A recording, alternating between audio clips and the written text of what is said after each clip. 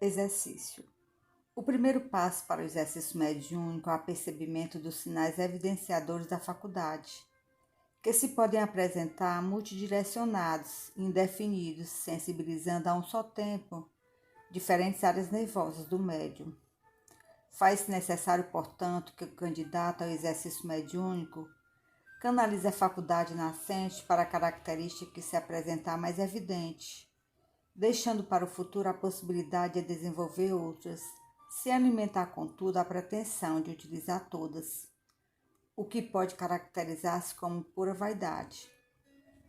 Não é recomendável o desenvolvimento apressado em grupos desestruturados ou em reuniões familiares não avalizadas pelos bons espíritos. Esse tempo de improvisação já passou.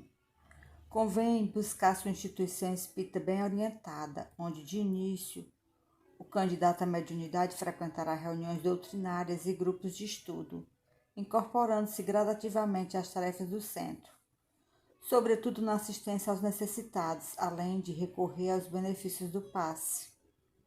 Amainado os conflitos e conquistada a base de conhecimentos indispensáveis ao empreendimento, terá ele condições de decidir se efetivamente aspira ao serviço mediúnico. Sendo legítimo esse desejo, pleiteará a tarefa e aguardará a oportunidade de ser incorporado a um dos grupos mediúnicos da casa, ao qual deve ajustar-se através de uma participação regular e disciplinada. A partir daí, inicia-se a longa caminhada do adestramento, através da qual terá a oportunidade de trabalhar o seu potencial mediúnico e aprender a educar a força nervosa em expansão para filtrar com nitidez as ideias dos espíritos comunicantes, preservando o conteúdo e a emoção das mensagens no tom de voz natural, alijando as expressões vulgares ou inconvenientes. Importa ao sensitivo não resistir à onda mental que o alcança, ainda que acompanhada de fortes emoções e sensações reconfortantes. Ela procede dos espíritos e deverá ser canalizada sem bloqueios, porém com atenção, equilíbrio e disciplina. Resistências provocam engurgitamentos energéticos e mal-estar, os quais muitas vezes refletem a falta de uma preparação cuidadosa. Todavia, nunca deverá entregar-se em totalidade a ponto de permitir a exacerbação nervosa, a manifestação ruidosa ou a posição largada de se debruçar sobre a mesa, ou comportamentos equivalentes. Com a prática será permitido perceber o momento certo de dar comunicação, o que será preferível fazer quando não haja mais de um médium em ação. O mentor estiver dando a sua orientação ou quando a gravidade de uma única comunicação exigir a cooperação de todo o grupo mediúnico. Isto significa ritmo, ordem, integração, e nessa cadência de trabalho dificilmente será necessário ao médium receber mais de 2 comunicações em cada reunião, ainda porque entre uma e outra será necessário esvaziar a mente, reorganizar as emoções e se recompor, a fim de que os resíduos psíquicos e mentais da primeira não interfiram na segunda. O médium deverá conscientizar-se de que, à semelhança dos demais participantes do trabalho de intercâmbio espiritual, está em aprendizado espírita e precisa acompanhar algumas comunicações para esclarecer-se, instruir-se enquanto ajuda. E recordar sempre que a mediunidade não é canal exclusivo para os espíritos carentes.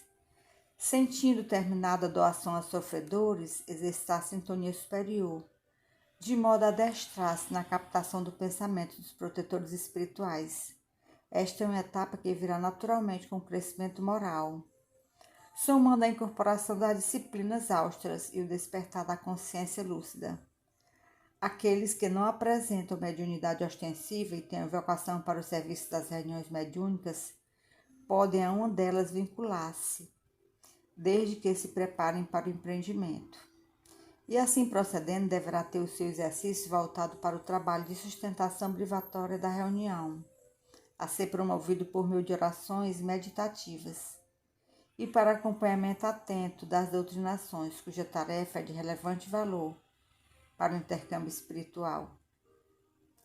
Normalmente, o assistente participante, que não é plateia, mas colaborador, irradia de forma constante o plasma psíquico e mental, utilizado nas terapias oferecidas aos espíritos sofredores e também na ativação da corrente vibratória, que reforça as comunicações.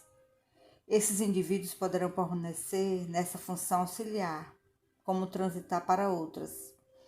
Uma faculdade mediúnica ostensiva pode irromper de repente, ou então a intuição aguçar-se, prenunciando compromisso na área da doutrinação. Clareando um pouco mais, diríamos que um indício de predisposição para a doutrinação é uma certa lucidez que vai permitindo ao assistente participante familiarizar-se com os problemas dos comunicantes e os caminhos a serem seguidos no atendimento aos sofredores, podendo inclusive em certas ocasiões perceber a intuição com mais clareza do que os doutrinadores em pleno exercício.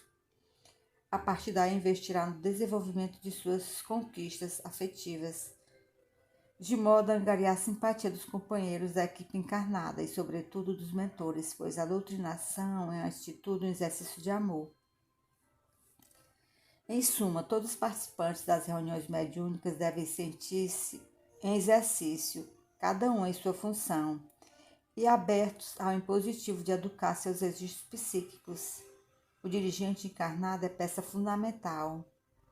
O êxito dos trabalhos guarda estreita relação com a ligação telepática que estabeleça com o dirigente espiritual, para produzir atitudes corretas em quaisquer das situações delicadas que possam surgir no desenrolar do atendimento aos desencarnados, principalmente nas doutrinações.